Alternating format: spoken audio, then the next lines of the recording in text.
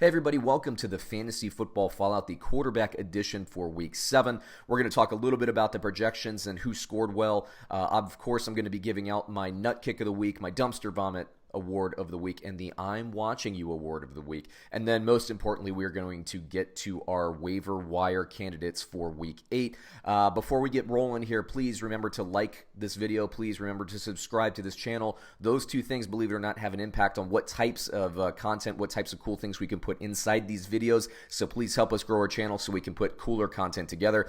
Now let's move it forward. The projected top 10, according to ESPN, coming into this week in order: Matt Ryan, Russell Wilson, Patrick Mahomes, who of course got injured, Lamar Jackson, Deshaun Watson, Josh Allen, Kyler Murray, Dak Prescott, Aaron Rodgers, and Carson Wentz. And then we flash forward into the players that scored in the top 10. This is as of Monday morning. The players in white were from the projected top 10. So you can see ESPN only got 3 of the 10. Rodgers, Cousins again in the top 2, Stafford, Brissett, Rivers, Goff, Jackson, Allen, Tannehill, and Bridgewater. Now let's talk a little bit about my awards of the week. The first award is the nut kick of the week. Who kicked me in the nuts?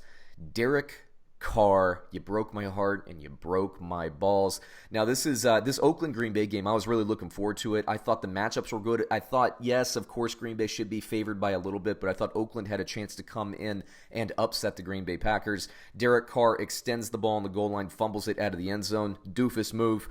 Green Bay comes back down and scores a touchdown. Then later in the game, Derek Carr throws an interception again in the red zone. Green Bay comes down, scores a touchdown. That's 28 points of swing on the shoulders of old number 4 there, Derek Carr. Look, I thought Oakland had a nice game plan. They had the run game going with Josh Jacobs. They had the pass game going, actually, with their kind of hodgepodge of receivers and, of course, their talented tight ends, both of them, Moreau and Waller. But Derek Carr didn't come to play this game. You kicked me in the nuts, Derek. What can I say? The dumpster vomit player of the week goes to Mitch Trubisky. Oh, Mitchell. 54 passing attempts. Combined in rushing. Tarek Cohen, David Montgomery, 5 attempts. Mitch Trubisky, 54 attempts. That's not the recipe for success for Chicago. I watched this game. Frankly, I predicted the Saints would win a low-scoring, close game. I didn't think Mitch Trubisky was going to get this offense going against a kind of a tough Saints pass rush. But man, he looked overmatched there, Mitch Trubisky. There's nothing more to say about that. Dumpster vomit. Now this is the I'm watching you, Ryan Tannehill. The Tennessee Titans have a really good team, and I came into the season, my big question mark was Marcus Mariota. I thought, man, when are they going to pull the trigger and move to Ryan Tannehill? They finally did it, and Ryan Tannehill's first start, over 300 yards, throws for a pair of touchdowns. If this Titans team has a quarterback that can consistently throw for 300 yards and 2 to 3 touchdowns a game with Derrick Henry, with that defense, this is a tough team. They're going to go on a little bit of a run here in the second half. Ryan Tannehill with those weapons. Remember, he has Delaney Walker, A.J. Brown, Derrick Henry, of course, at running back, and Corey Davis at wide receiver. He's somebody you got to pay attention to going forward in the waiver wire, which brings me to those waiver wire picks. If you got bit by the injury bug, maybe you have Patrick Mahomes, or maybe you're on the bye week, with a couple of teams there. Here are my top 5 waiver wire acquisitions for Week 8. Jacoby Brissett, still inexplicably owned in only 48.5% of the leagues. Dude threw for 4 touchdowns. I know he's not Andrew Luck. Get over it. Jacoby Brissett's good. He has really good weapons. He's going to be just fine. Pick Jacoby Brissett up. I love him. Now, Kirk Cousins is a close number 2 on my list, owned in 37.4% of the leagues. Cousins in Week 6 was the number 1 quarterback. In Week 7, he's the number 2 quarterback. Adam Thielen going out with a hamstring injury. That's not the best thing in the world, but he does still have Stephon Diggs and, of course, Dalvin Cook out of the backfield. I don't like playing Kirk Cousins in gotta-have-it games for the Vikings or on nationally televised games. Note, that includes this week, Thursday Night Football against the Washington Redskins, his former team. I don't like him this week, but long-term quarterback play, I'd like Cousins. You can't ignore his 8 touchdowns in the last 2 weeks, whatever it was.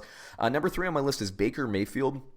Look, I know he's had a tough sledding in the first part of the season, but that's what was projected. They had a tough schedule to open up the year, and the second half things open up for them. They have a little bit of an easier schedule. Remember, he still has Odell Beckham to throw to. He still has Jarvis Landry. Seals Jones, their new tight end there, is not bad. They have Callaway, they have Higgins, and of course they have Nick Chubb out of the backfield to throw screen passes to. Baker Mayfield, he's a good pickup, owned in 62.1% of the leagues. Number 4 on my list, Sam Darnold. He might have the most square head in the NFL. But I like him. We saw last week what he did to the Dallas Cowboys. Now, I think he's going to have tough sledding against the Patriots this evening in Monday Night Football. Whether or not that pans out, we'll see. This video has this on record, though. I think Sam Darnold will have a tough sledding against that Patriots defense. That's good for you, though. That means he might not put the best film out there for people to see on nationally televised games. 17.6% of the leagues. There's a good chance you're going to be able to get him. And then number 5, the I'm Watching You Player of the Week award was Ryan Tannehill. Hey, man, A.J. Brown, Corey Davis, I think he's going to breathe life into both of those guys. He's got, I didn't even mention before, Jonnu Smith, the tight end, in addition to Delaney Walker. I like him. You could do a lot worse at quarterback. You can stream a lot of these quarterbacks week to week. I swear quarterback is becoming the new kicker outside of, maybe the top 5 there. There's not a lot of variance between these quarterbacks. Seriously, I know you're scoffing at that statement. Seriously, look at it over the last few years. Quarterbacks are being commoditized in fantasy football. It's the truth. Anyway, that takes me through the fantasy football fallout for quarterbacks. If you think one of these waiver wires, maybe I missed somebody, put them in the comments. Let's talk about it. Remember, subscribe, like, and then of course watch some of these videos up here in the end screen. We appreciate it. Catch you on another episode.